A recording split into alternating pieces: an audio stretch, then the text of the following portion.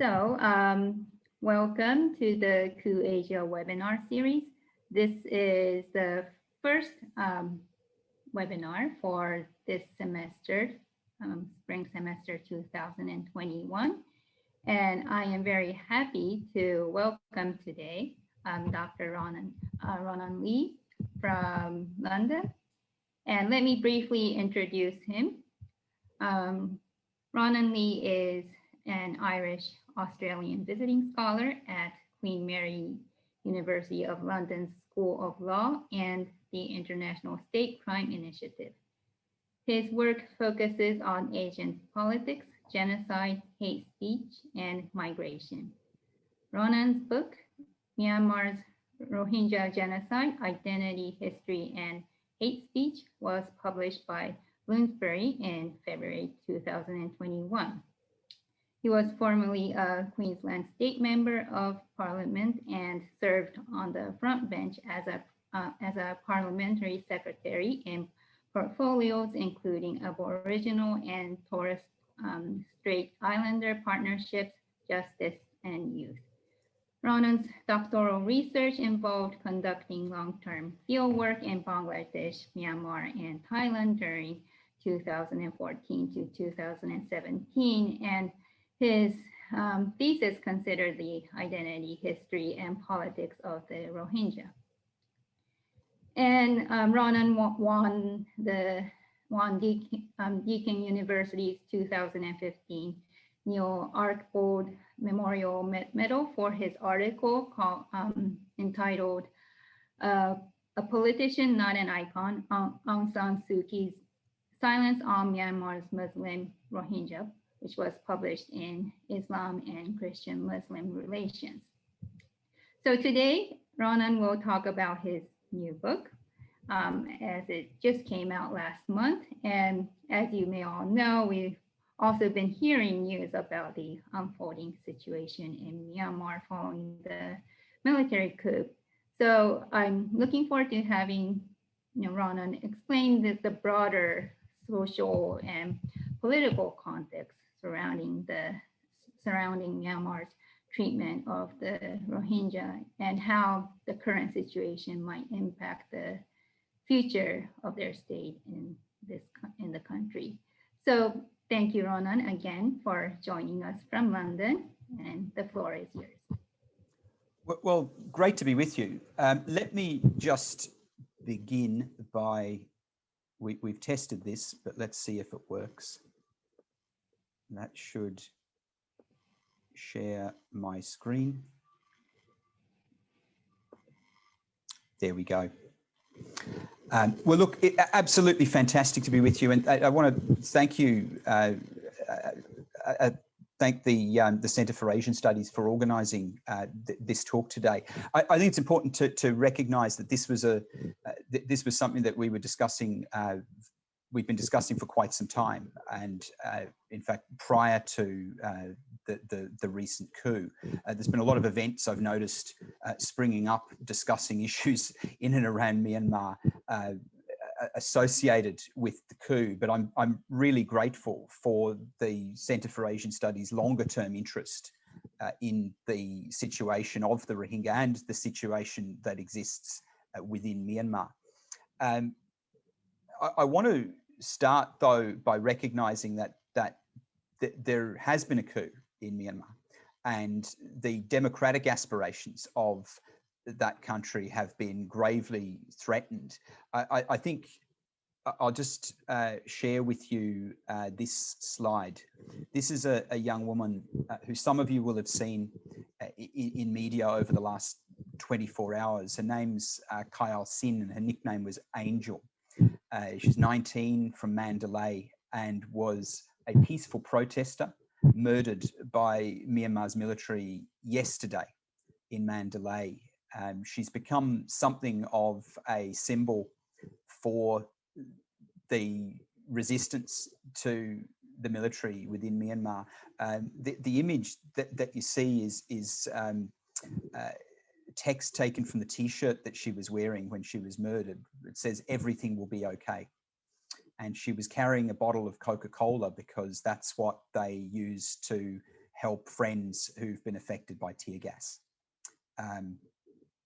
So a brave young woman who believed in a very different future for her country and very bravely stood up against the violence of Myanmar's military. Now, the key point here is that the violence of Myanmar's military that's been unleashed in the streets of Mandalay and Yangon and other cities is the same violence that was unleashed against the Rohingya in 2017. It's brutal and indiscriminate. They target in particular journalists and people, even bystanders, taking photographs or sharing images. Their concern is to make sure that their crimes don't get shared with the outside world. In fact, it's the same infantry division, the 33rd Light Infantry Division. It's a specialist unit that was used against the Rohingya in 2017 that has been on the streets of Mandalay for the last 4 weeks, and quite likely one of their number who murdered Kyle Sin. This is a group, obviously, that's been front and center in the case against Myanmar at the International Court of Justice. I'll leave the coup there for a moment, and I'll in terms of today's talk, I'll start by doing the sort of the mandatory short reading from the book, which I think just will help set some context for what the book is about, and then I'll run through very quickly the key elements of the book, and I'll finish with some suggestions for where things can go in the future in Myanmar, or where they might go. Now, obviously, all of that becomes somewhat more complicated by the coup, but in many ways not more complicated either. So I'll just share just something briefly from the introduction, which is called Bamboo, Tarpaulin and Mud. Myanmar's Rohingya community experienced genocide gradually and then suddenly. Decades of increasing human rights restrictions came to global attention during 2017 with a brutal army-led clearance operation within Rohingya communities. Claiming to be seeking out militants in the northern reaches of Rakhine State, Myanmar's military, known as the Tatmadaw, engaged scorched earth tactics that targeted the civilian population, razed hundreds of Rohingya villages with fire, murdered at least 9,000 Rohingya men, and unleashed a monstrous campaign of sexual violence against Rohingya women and girls. These atrocities precipitated the largest forced migration in the region since the Second World War, with more than 700,000 Rohingya fleeing Myanmar in terror for the relative safety of Bangladesh. Already extremely poor Rohingya refugees arrived in Bangladesh on foot, carrying whatever possessions they could: cooking pots, sometimes rice, the occasional portable solar panel, and often infants or enfeebled elderly relatives. They also came with blood-curdling accounts of the sexual violence unleashed by Myanmar's military, and how army helicopters were used to spread fire through the Rohingyas' largely bamboo villages. Along Bangladesh's frontier with Myanmar, a country still regularly known as Burma, I call it Myanmar today, land that had been unoccupied in late August, by October had become a cramped shanty city of bamboo, tarpaulin and mud that stretched to the horizon. These new camps, within a few weeks of being established, became home to more people than cities the size of Dublin or Washington, DC. Humanitarian agencies struggled to provide food, water and sanitation necessary for the rapidly growing and severely traumatized population. The scale of the forced displacement by Myanmar's Rohingya was horrifying. UN Secretary General Guterres characterized the crisis as a humanitarian and human rights nightmare, explaining how, quote, the situation has spiraled into the world's fastest developing refugee emergency. In the immediate aftermath of the 2017 forced deportation, I was encouraged by Rohingya friends to visit Bangladesh camps to see for myself the consequences of Myanmar's latest, although I'll add certainly not the first, military crackdown, and if possible to check on the welfare of their family members.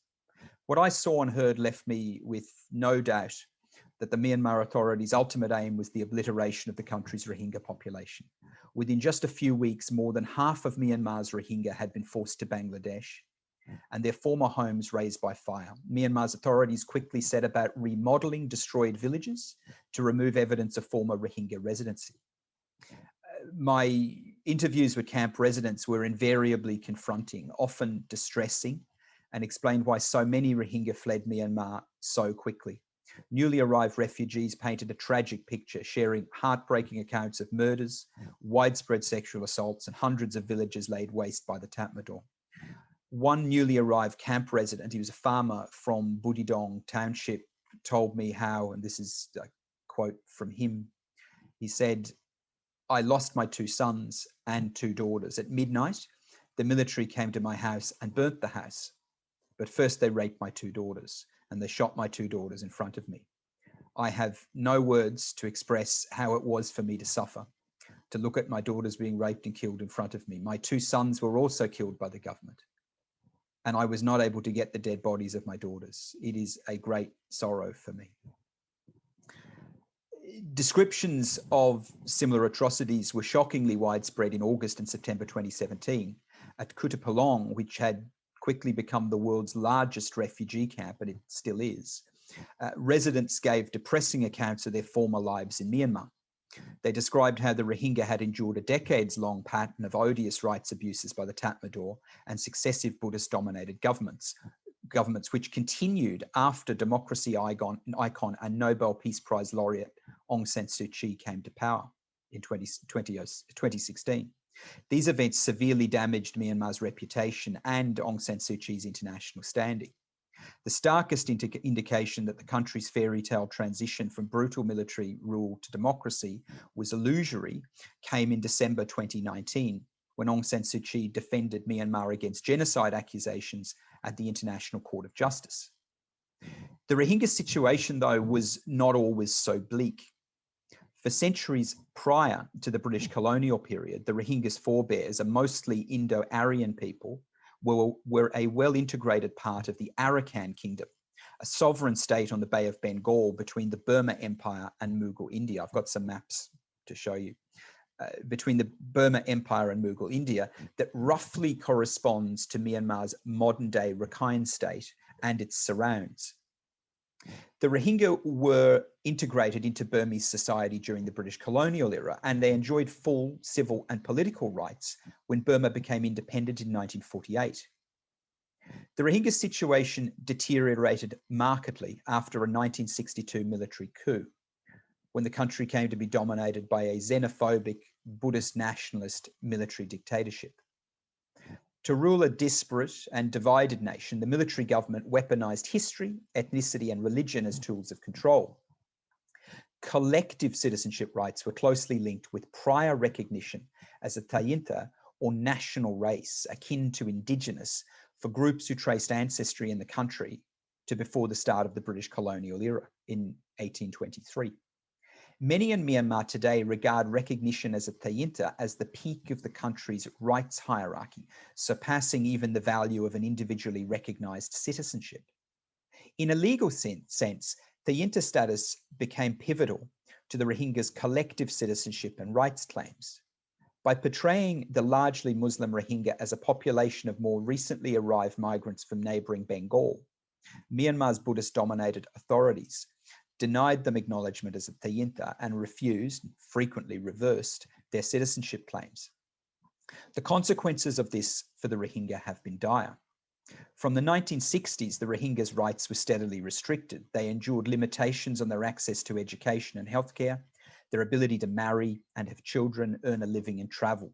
Even short journeys between adjacent villages were strictly controlled. Rohingya increasingly found they could not rely on the authorities to acknowledge the validity of their identity documents, including passports, as proof of citizenship. Claims about history by Myanmar's government, military and nationalists that erase the Rohingya's long-term and legitimate presence in the country are central to the Rohingya statelessness and the appalling rights abuses that have accompanied this. The Rohingya are now the world's largest stateless group, with the majority living as refugees in Bangladesh camps, while those who remain in Myanmar are subject to apartheid conditions, mass incarceration and genocide crimes. In this desperately sad context, I undertook research with Rohingya communities in Myanmar, with newly arrived refugees in Bangladesh, and among the Rohingya's global diaspora.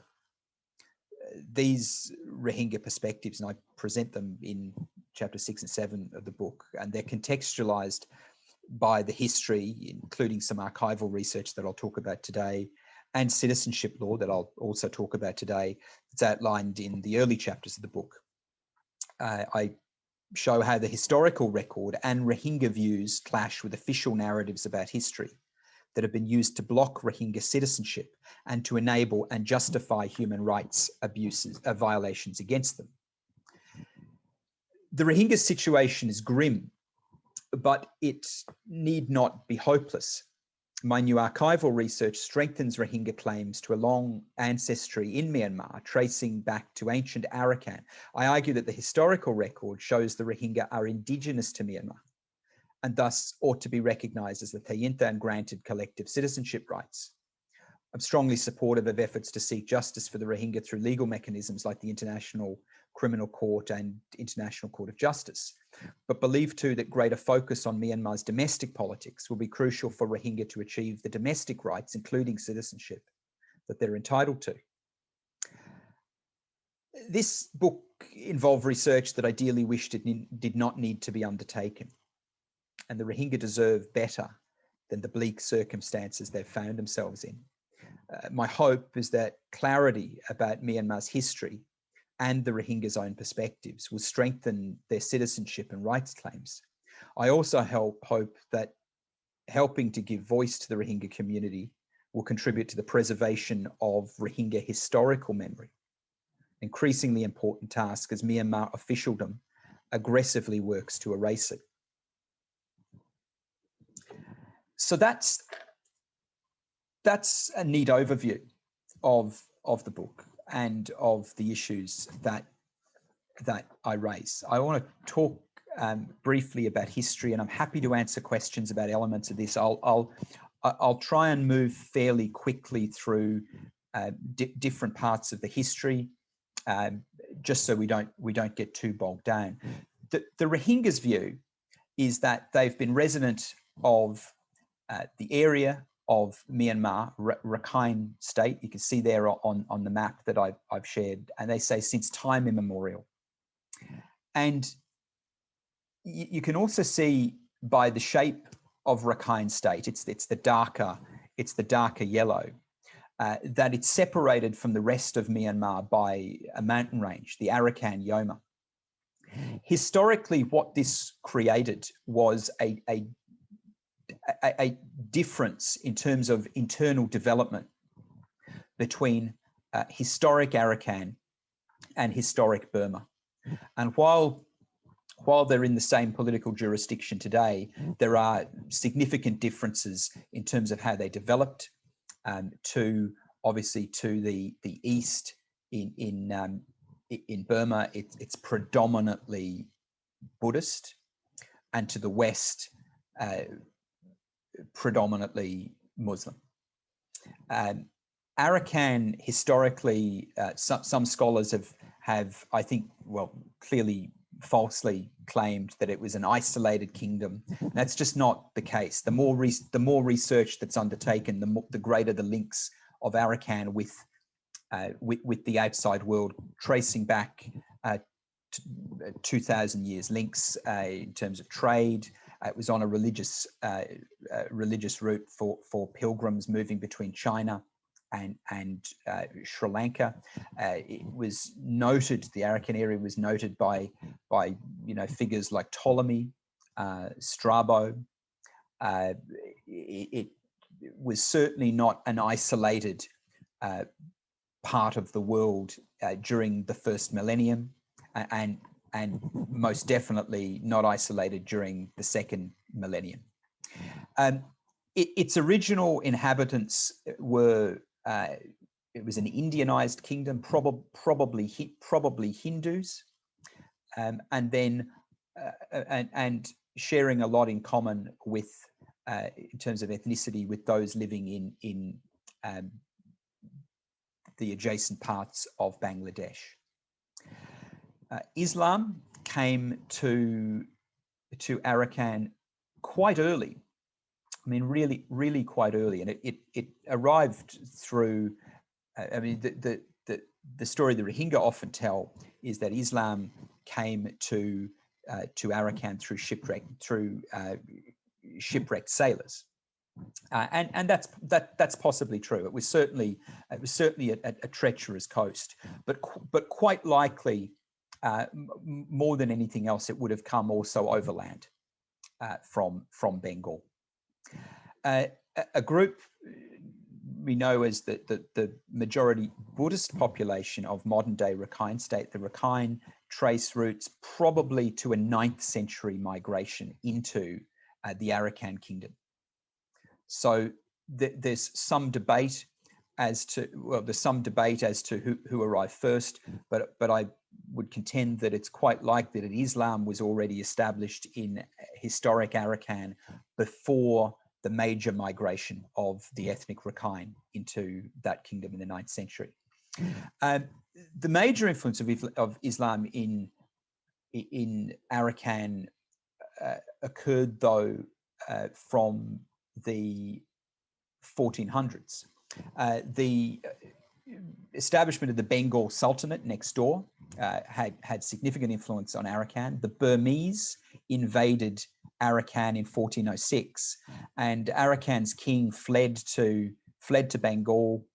The story is that he sought assistance from the Bengal Sultanate and regained his crown in 1430. He goes by two names, Minsamon and Naramekla, which is seen as his Muslim name.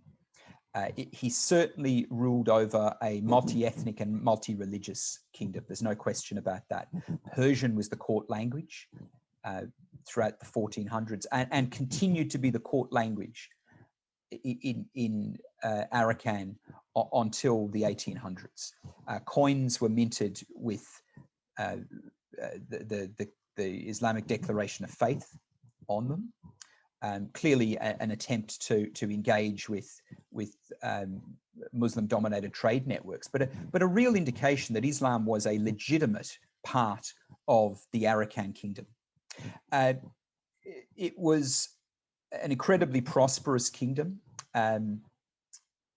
There's some indication of where it was. It included at its peak Rakhine State and adjacent parts of Bangladesh as far as Chittagong. So it was quite significant in terms of size, and quite likely at significant junctures had a Muslim majority in terms of its population. But in its southern reaches, it would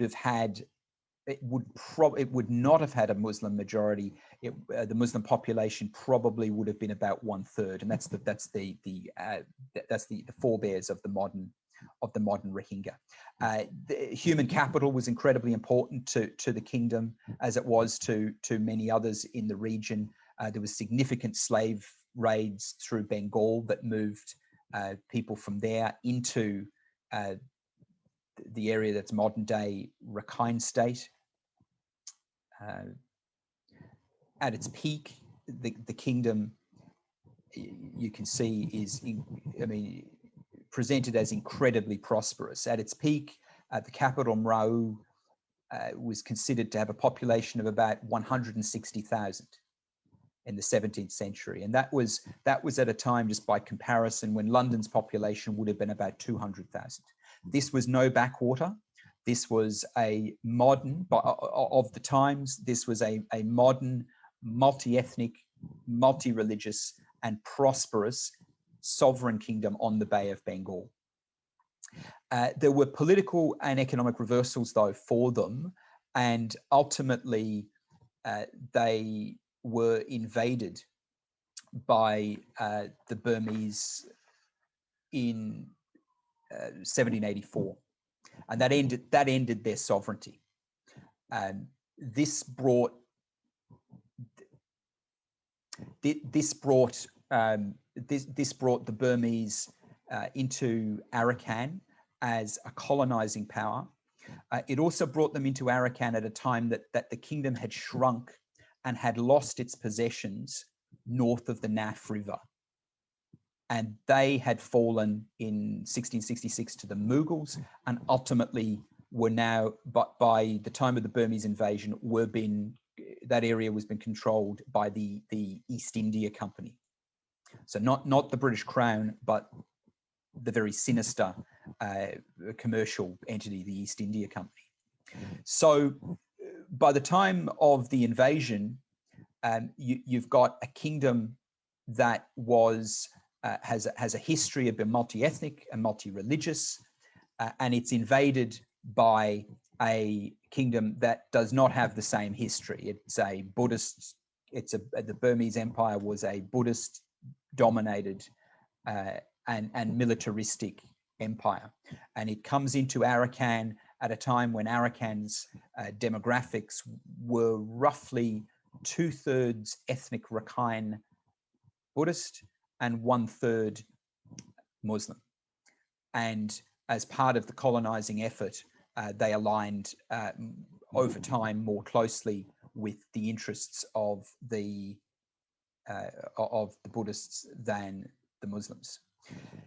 The British, at the time that Arakan was invaded, realized that they've now got a militaristic empire on their border, and they sent a mission in 1795 to talk to the Burmese.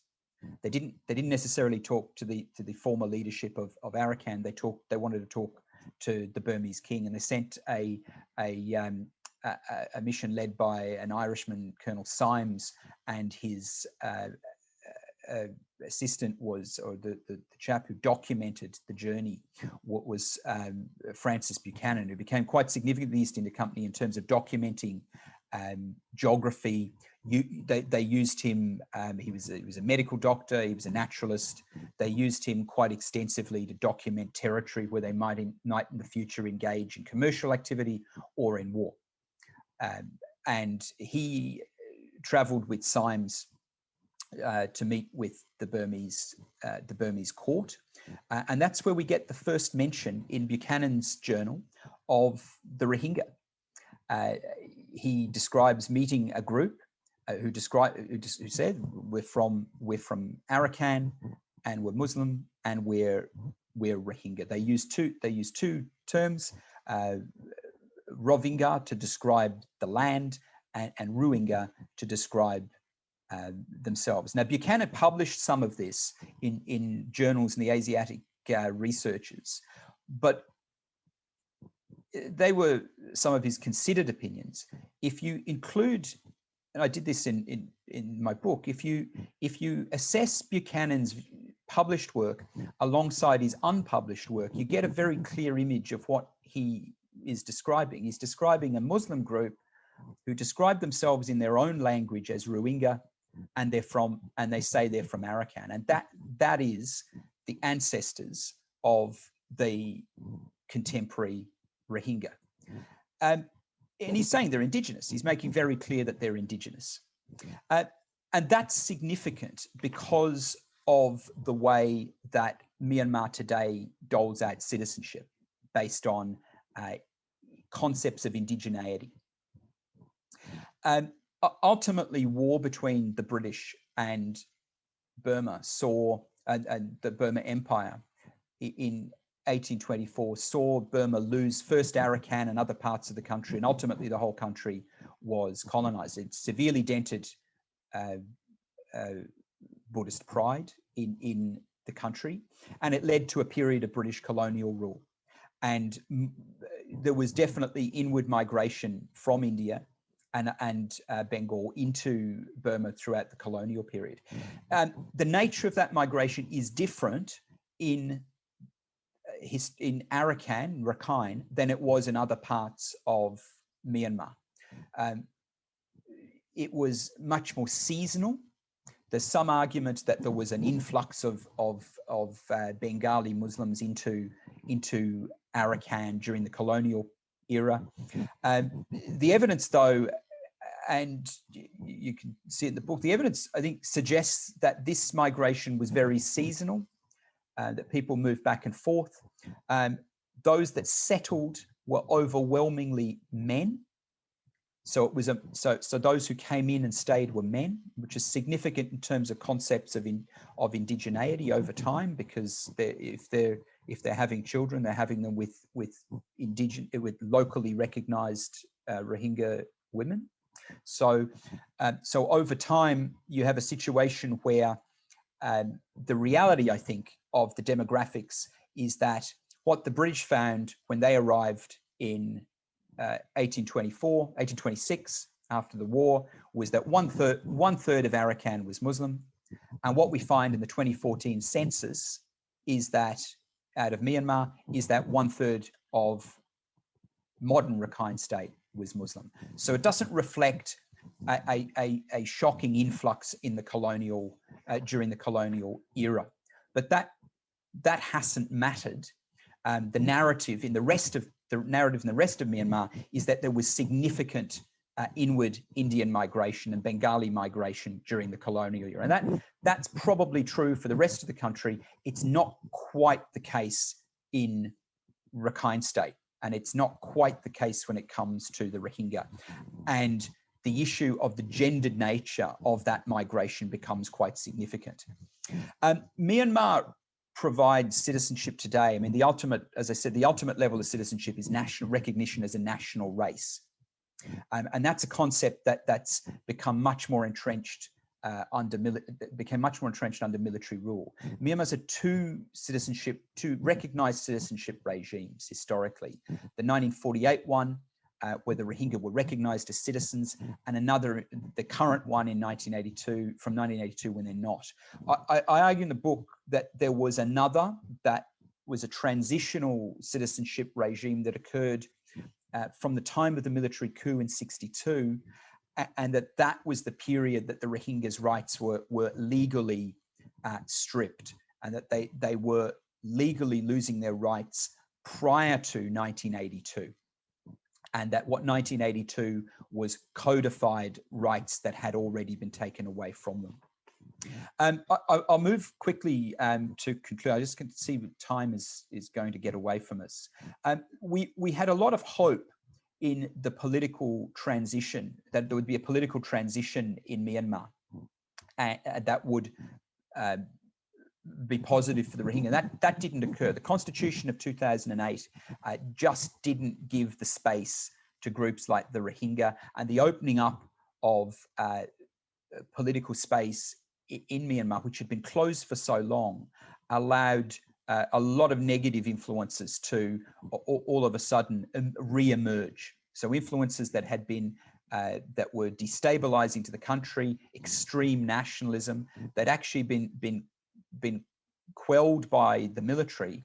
Once the military slightly stepped away, they allowed those nationalist groups to re-emerge as a means of undermining any democratic administration.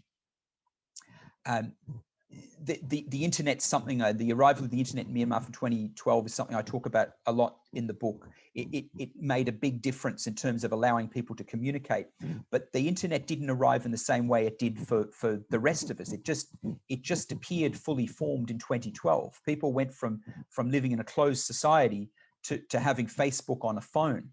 And there's some statistics there. A SIM card went from costing $2,000 US, which is more than most families earned in a number of years at that time in Myanmar. You could buy one for $1. There was a proliferation of anti-Rohingya and anti-Muslim and anti-foreigner narratives during that time. To talk about the opening of Myanmar, I always share this chap. This is Leg Cat. He's the mascot of Viber, which was at one stage, it was like WhatsApp, and it was at one stage the most popular messaging app in Myanmar. And here we have Leg Cat standing outside the Shwedagon Pagoda. I mean, these are specific stickers designed for Myanmar. And companies like Viber and ultimately Facebook rushed into Myanmar. I mean, rushed in. Facebook had no staff in country, but had, I think, 70% of the country signed up to its platform. Stickers. These are again stickers from Viber, and they're a little bit more sinister because you can see they're suggesting peaceful Myanmar, and it's a collection of representations of the key ethnic groups, but the Rohingya aren't among them. You can see that all the others are in national costume, but the Rohingya are utterly excluded. And that continued throughout 2012, 2013. It gave platforms were given to this chap, Waratu, a nationalist monk. He portrayed Islam as an existential threat to Buddhism. Ultimately, in 2012, there was violence in Rakhine State between. It's presented by the authorities as communal violence, but it was not that. It was a pogrom against the Rohingya community at that time. The upshot of it all was that 140,000 Rohingya were herded into a concentration camp on the outskirts of Sittwe. This is the Jama Mosque. It's one of the oldest buildings in Sittwe, and it's been closed since 2012. Yeah, it's very much a representation of the legitimate and long-term presence of Rohingya in Myanmar, and it's been closed. People haven't been able to access it. And this is as close as I was able to get from outside. You can see it's a photograph taken over a fence, and I was, it's surrounded by armed guards. Those that were herded into those camps in 2012, they're still there. So they weren't able to leave the country in 2017. So they're still in those camps in Sittwe. And I want to just quickly share some of their comments, some of the things that they said about their situation. I'm conscious that I don't. You'll let me know if I'm running over time. Yep. Yeah, you're okay. You can yeah, well, good, brilliant. So I spoke with a chap by the name of Myo Win, and he lived in the Ong Mingla quarter of Sittwe. It's a ghetto. It's one of the surviving Rohingya suburbs of Sittwe from 2012, from the violence then. He wasn't put into the concentration camp because there was a police sergeant didn't allow that community to be burnt to the ground at that time. And this small community, they can't leave, they're trapped. It is a ghetto that brings to mind what we would have seen in terms of the Second World War. It's 200 meters from the main commercial area of Sittwe, but the residents can't go there. Armed guard at every entrance and exit. There's no industry. It's a grim place. And Myo Win said in 2015, the government are trying to reduce our number. It's a kind of genocide. And he was right. Chola Aung, who's living in, was an officer of the court in Sittwe and is living in the concentration camp now, said about the violence in 2012, we lose everything there, our property and our house.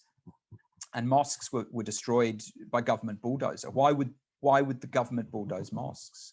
Mosques were bulldozed. Since independence, not a single government do such a thing. So the insane government did it. That was the ex-general who was leading Myanmar from 2010 to 2015. Chaw Min, who's the president of the Democracy and Human Rights Party, which is a Rohingya political party, said, I don't know why they reject us. We've been in Rakhine State for many, many, many centuries. And our language is not like Bengali and our culture is not like Bengali. I mean, he's making very clear he's indigenous to Myanmar. Weiwei Nu, who has been quite an active voice for the Rohingya internationally, when I spoke to her back in 2015, she was directing a group called Women Peace Network Arakan. She said the solution is abolishing all discriminatory policies and promoting the rule of law, everyone under the law and everyone to be equal. And that's, I think, something we'll come back to right at the end, because I think it's an important, a genuinely important point. By 2017, though, the military in Myanmar stepped up its campaign against the Rohingya. And I won't dwell too much on what occurred in 2017. Suffices to say, it was a brutal and genocidal forced deportation of Rohingya from Myanmar, from Rakhine State to Bangladesh, often to places where they can see their former communities across the border. This is state media, so this is how it was portrayed in state media in Myanmar.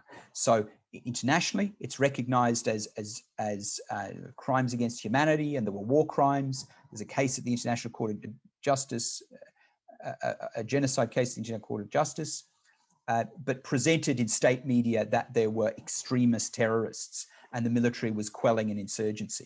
It was just simply was not an accurate reflection of what was going on in the ground in Rakhine State at that time. The president's view at the time, the view of the UN about Facebook, and here's where 700,000 Rohingya ended up in 2017. They ended up in camps across the border in Bangladesh, and everything you see in that image was not there 6 weeks prior. Every single thing, with the exception of those telegraph towers that were actually serving other communities, they're not linked into the camp. They were going somewhere else. But every other structure that you can see was not there 6 weeks prior. I mean, that's a community that stretches, to the horizon.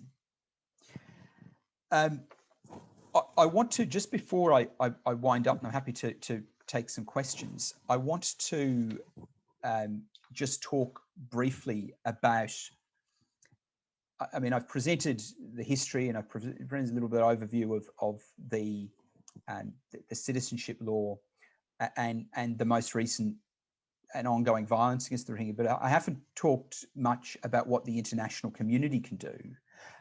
And they can do a lot. But my argument in the book is that primarily, while the international community should do more, and I'm very critical of aspects of the responsibility to protect principles and the Genocide Convention and how they work. And I've got some positive things to say about the Genocide Convention too, particularly its interaction with the International Court of Justice. But the origins of these problems are domestic, and I think the solutions are domestic too. That's been my firm view.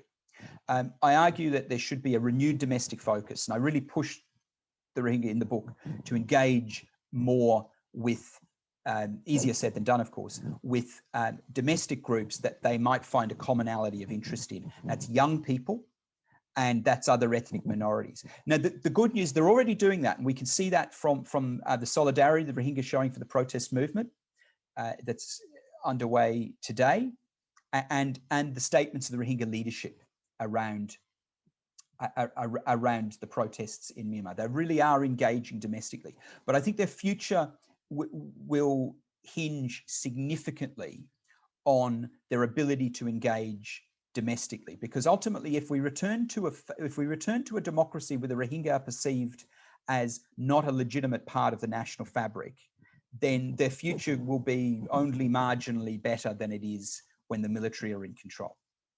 The good news about Myanmar is that it's a really young country, and about 70% of the country weren't born in 1988 when Aung San Suu Kyi first burst onto the scene. And the aspirations of young people are very different to those of the previous generation, the previous political leaders. They want a Myanmar where the military has no role in politics. And it's young people that have certainly been reaching out to me to talk about their feeling about the failure of their country to recognize the Rohingya. I mean, not in overwhelming numbers, but in significant numbers, that there is a political opening there for the Rohingya domestically in Myanmar. And one of the things that they need to engage with young people and ethnic minorities about is changing the constitution to remove the military, which I think they'll all get behind. And I argue also changing the citizenship laws of the country so that there's one type of citizenship. You're either a citizen or you're not a citizen, but that you don't have a graded form of citizenship, because that's creating the sort of hierarchy that undermines not just the Rohingya, but also undermines other ethnic minority groups. I want to finish with just a statement from a Rohingya that spoke to me in the camps in Kutupalong camp in Bangladesh. And I make clear in the conclusion of the book that the Rohingya consistently describe their group as indigenous to Myanmar, because they are. They refer to history, and I think they've got a stronger historic claim than has been recognised to date. A much stronger historic claim than has been recognised. And despite being genocidally deported by a brutal military, a chap, and I'll call him, I've called him Jafar to give him, I mean, his intention is to return to Myanmar. So I've ensured that he's not at risk if he does. And say the book is, Jafar told me in the Kutupalong refugee camp days after his forced deportation from his Myanmar home, my grandfather was born there, my father was born there, and I was born there. And we're Rohingya. So thanks very much. Happy to take questions. Okay, thank you so much, Ronan. If we can, I think we will, I think participants will be unmuted if you want. So either if you have question, you can either open your microphone and speak up, or you can also use either the chat box or the Q&A box, whichever is convenient for you. So please go ahead and if you have any questions. Shall I stop sharing this screen? Is that easier for people? Probably more conducive to having a chat. Whichever is, yeah. In my screen I can see all, but like. Oh, okay, that's fine. That's fine. I'll leave it there. It's got my contact details if anyone wishes to get in touch. Yeah.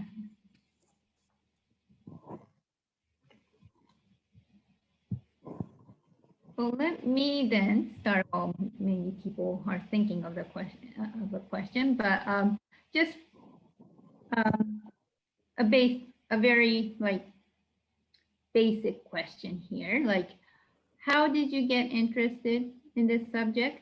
And also, as a foreigner, like when you go into Myanmar, like for research, how was it? Was it like, did you encounter difficulty in terms of going in, and especially doing research on Rohingya? Like, how was the situation? Yeah, I mean, I became fascinated by Myanmar. I mean, my background's in politics. I went to Myanmar. I was lucky enough to be there for the 2010 election. So when they'd I suspect by chance, I had a visa that got me in at the same time as they'd booted out the journalists and the diplomats, and I was there. And it was a remarkable experience for me. It was to see how a country that seemed to be emerging from military rule, but obviously wasn't, was engaging, or was unenthusiastically engaging with democracy in 2010, but really enthusiastically engaged with the release of Aung San Suu Kyi from house arrest a week later. And so I became very interested in the history and politics of Myanmar, and was intending to research it further, and was pointed towards the Rohingya situation by master's supervisor who suggested that there was a need for more research on it. And the more I learned, the more concerned I became. And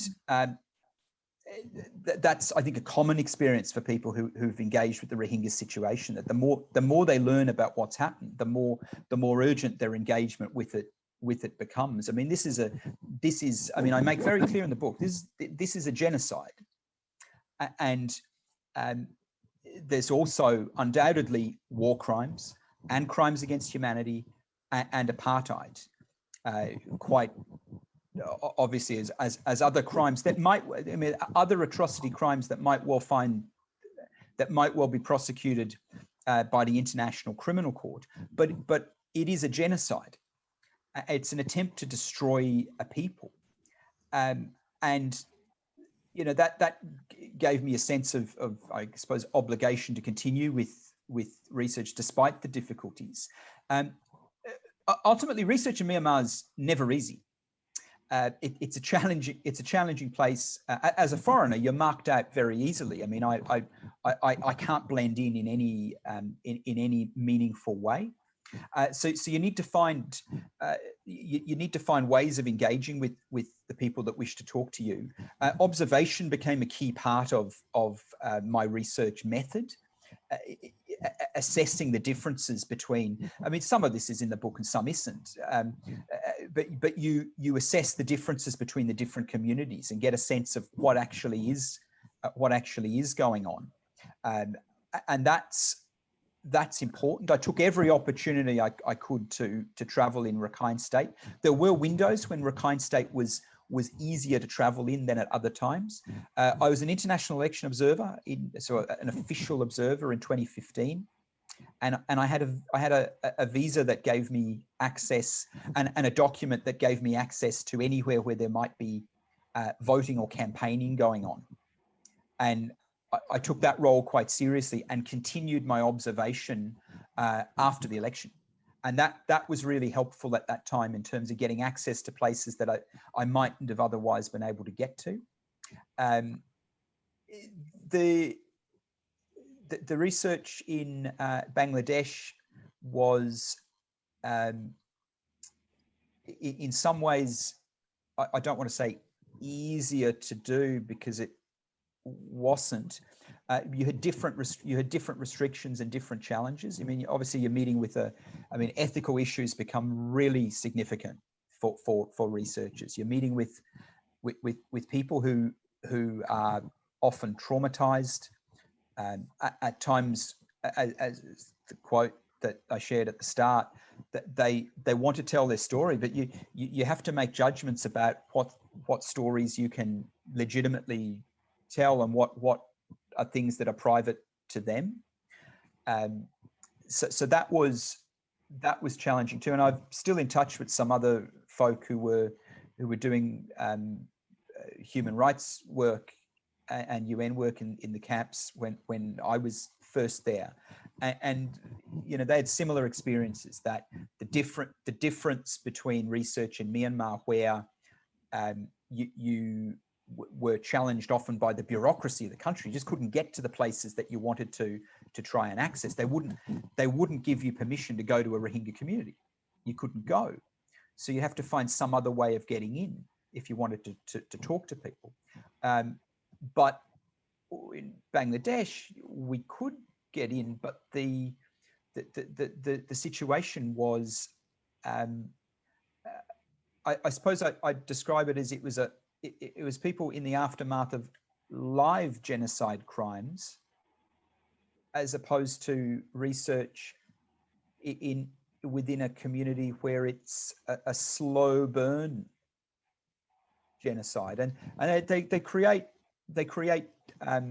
different challenges, but makes telling the stories and giving a voice to the people who were there no less important. I mean, my hope is that the next edition of my book is going to be written by a Rohingya scholar.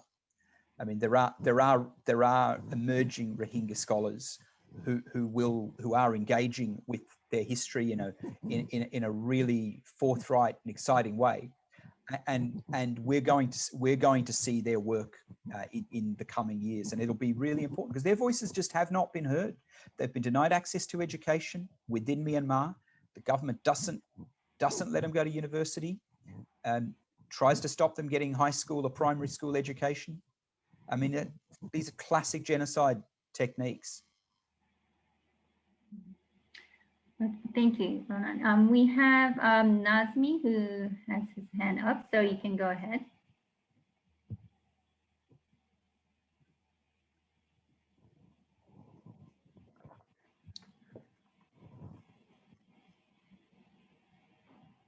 Nazmi, are you able to? Sorry about this. Yeah, thank you so much for the talk. It's great that you gave a talk on this topic. As I said before, I visited Bangladesh and visited the camp as well. So I understand what you're talking about when you show these pictures of the people there. There are lots of there's lots of international help there, I see, but do you think the world is still or sincere? Are they giving enough importance to help, or are they sort of ignored now? What's your impression? In the camp, I mean, is the Bangladesh government supported enough? I've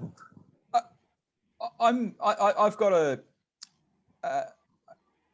my view on the situation with the Bangladesh government is I look at it both ways. I'm very sympathetic to the government of Bangladesh, and I think we should recognise that people often ask, which country has been the most engaged with supporting the Rohingya.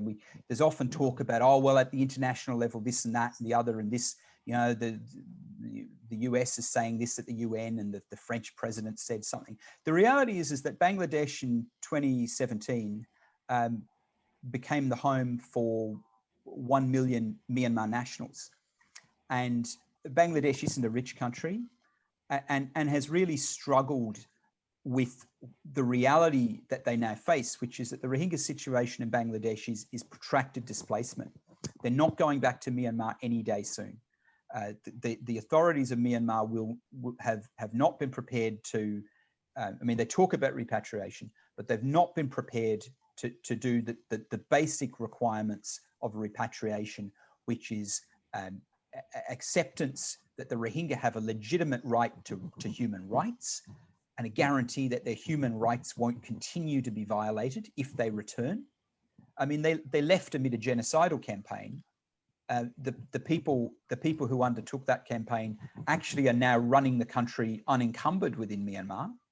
They've arrested the civilian administration, which was not a great break on military brutality, but it was some break on it.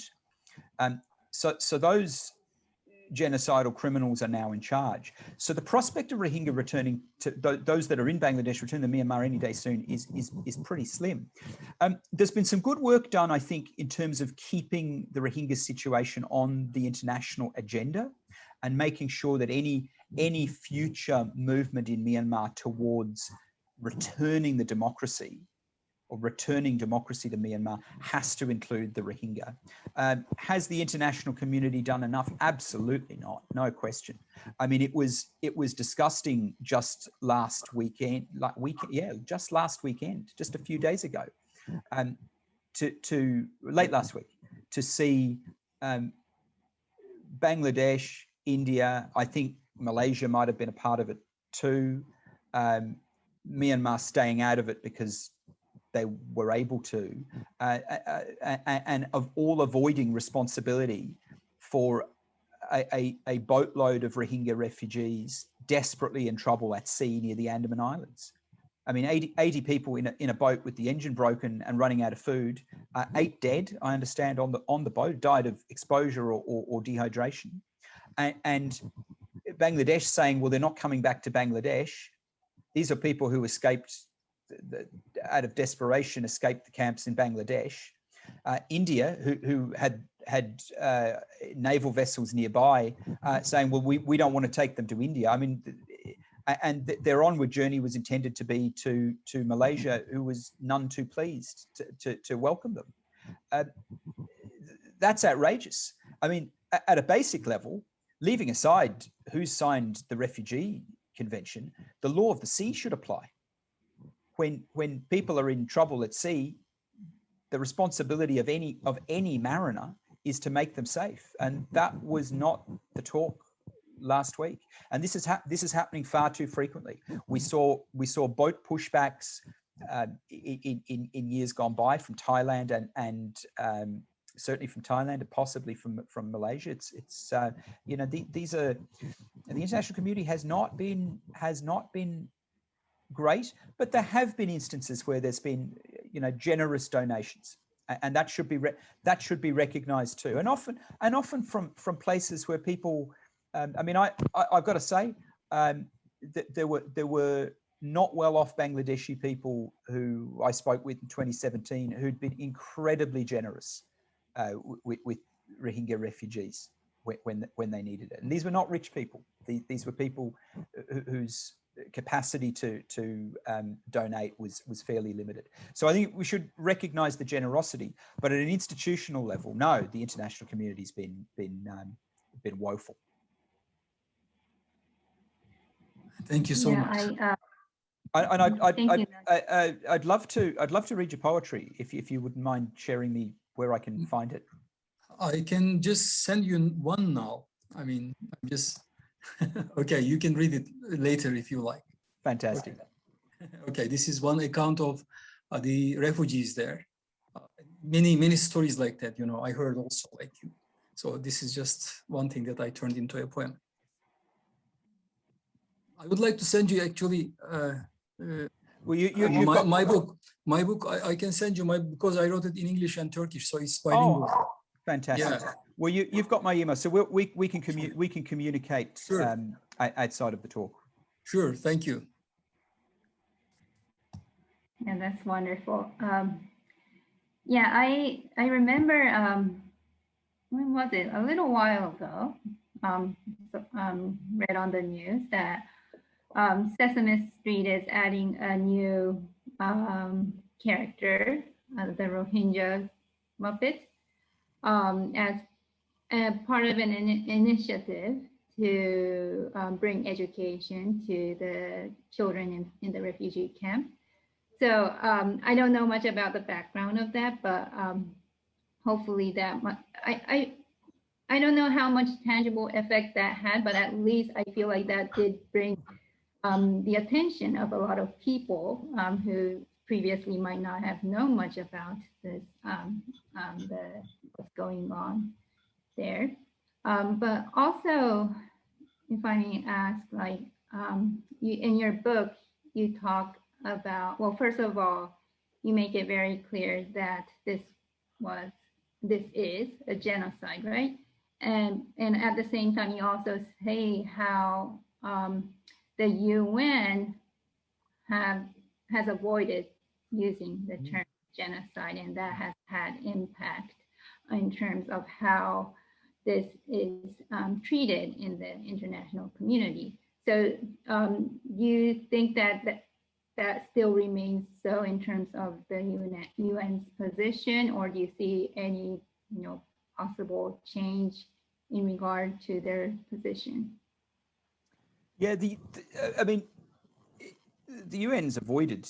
I mean, the UN's engagement in Myanmar over and not just the UN in terms of international bodies, but there's a number of international bodies who've engaged in Myanmar in recent years, and quite frankly, what they've done is they've seen Myanmar as they've seen a commercial opportunity in Myanmar. And that's led to, I think, a range of decisions around things like, you know, calling out what was actually going on in Rakhine State against the Rohingya. It's led to a reluctance to apply labels like genocide, because the label requires them. It comes with a requirement to act. So the reluctance to apply the label isn't a reflection on the nature of the crime or on the merits of the argument. Is it genocide? Is it not? The reluctance to apply the label is simply to avoid being required to act, to stop the crimes. And now, one of the arguments that I make in the book is that the Genocide Convention is the political element to this internationally.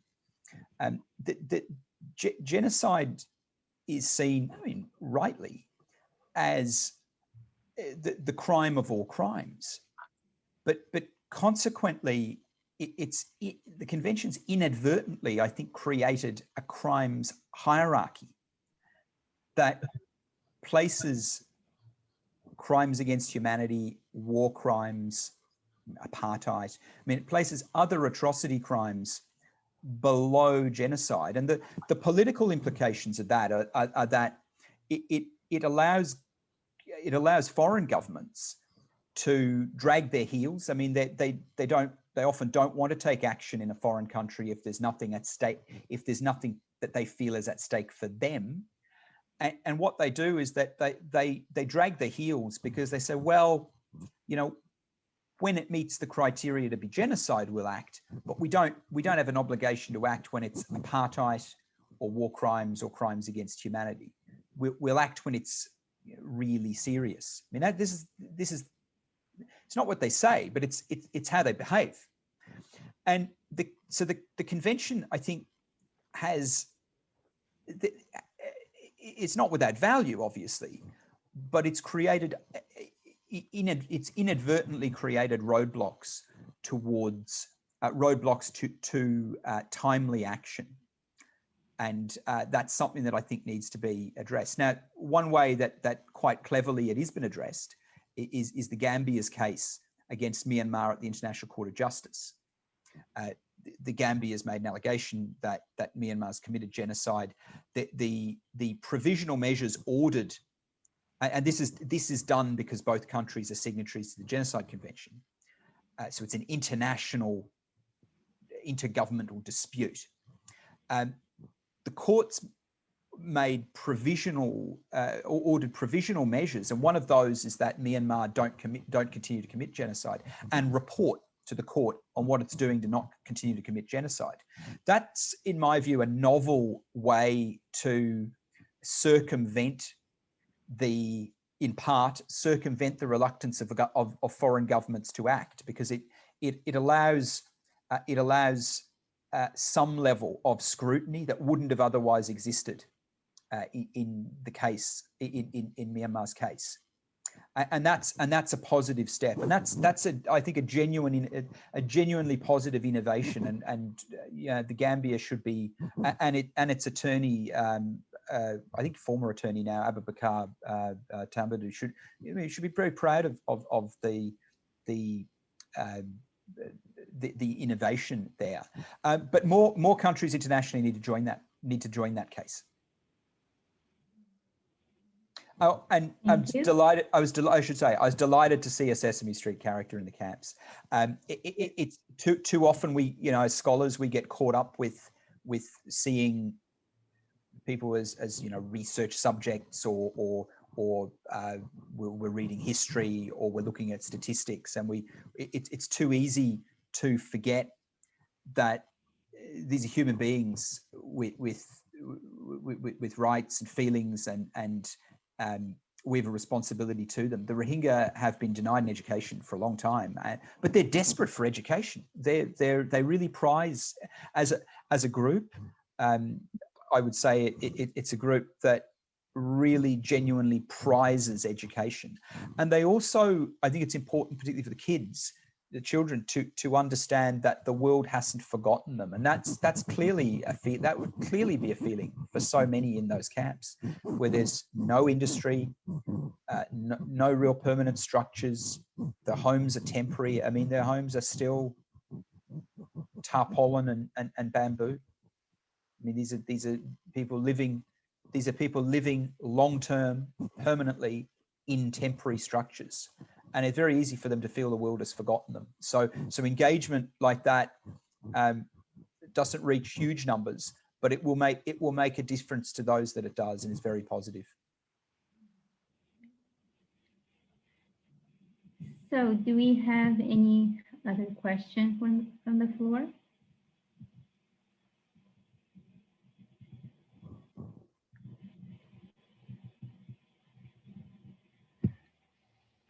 If not, I have one final question, and maybe tying all of this, conversation to the current situation and maybe towards the future with this military coup. Like, how do you think it would impact the situation of the Rohingya in the future? Not well, not positively, is the short answer. The military are always bad news for the Rohingya. Myanmar's military perceives the Rohingya to be, and in fact, Min Aung Hlaing, the coup leader, described the Rohingya as deportation, genocidal deportation in 2017. He described it as unfinished business from the Second World War. He sees the Rohingya as foreigners. He doesn't say their name. He doesn't want them in the country, and if he has unchecked power, their situation will certainly deteriorate further. I mean, it is worth knowing that access to the Rohingya's camps in Rakhine State, the Rohingya's communities in Rakhine State, locked down villages, the Aung Mingla ghetto, and the concentration camps, and that's what they are. And I describe them in the book as that, and we'll talk a little bit about what a concentration camp is historically, and why that's what these places are. They're not displacement camps. They're in fact concentration camps. I really fear for the Rohingya's future with the military in power.